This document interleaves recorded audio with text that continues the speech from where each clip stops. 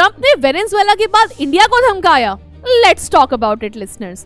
5 जनवरी 2026 को एक important international development पे बात करेंगे जो इंडिया यूएस रिलेशन के trade policy and Russia oil issue से जुड़ी हुई है।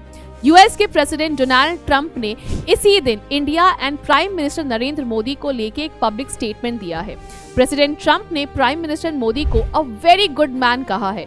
ट्रंप ने ये भी कहा है कि प्राइम मिनिस्टर नरेंद्र मोदी को पता है कि अमेरिका इंडिया के रशिया से ऑयल खरीदने के डिसीजन को लेके बिल्कुल भी खुश नहीं है।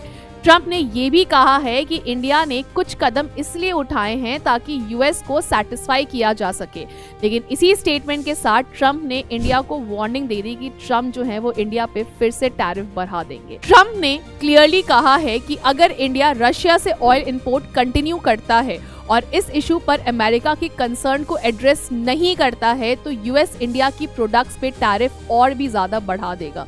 यूएस ने ये भी कहा है कि टैरिफ जल्दी लगाया जा सकता है यूएस की साइड से इंडिया के ऊपर। ये वार्निंग उस वक्त आई है जब इंडिया एंड यूएस के बीच ट्रेड टॉक्स चल रहे हैं जिनका एम दोनों कंट्री के बीच चल रहे ट्रेड डिस्प्यूट को सॉल्व करना है। 2025 में इन डिस्प्यूट्स की वजह से कुछ इंडियन गुड्स पे बहुत ज्यादा हाई टैरिफ, कुछ केसेस में 50% तक इंडियन गुड्स पे आपके टैरिफ लगा दिए गए हैं यूएस के द्वारा। ट्रंप के स्टेटमेंट से एक इंपॉर्टेंट बात क्लियर होती है। एक तरफ वो इंडिया की leadership and prime minister Modi को पर्सनली प्रेस करते हुए नजर आते हैं और दूसरी तरफ ट्रेड और टैरिफ को लेकर रशियन ऑयल इशू पे डायरेक्टली जोर देते हैं।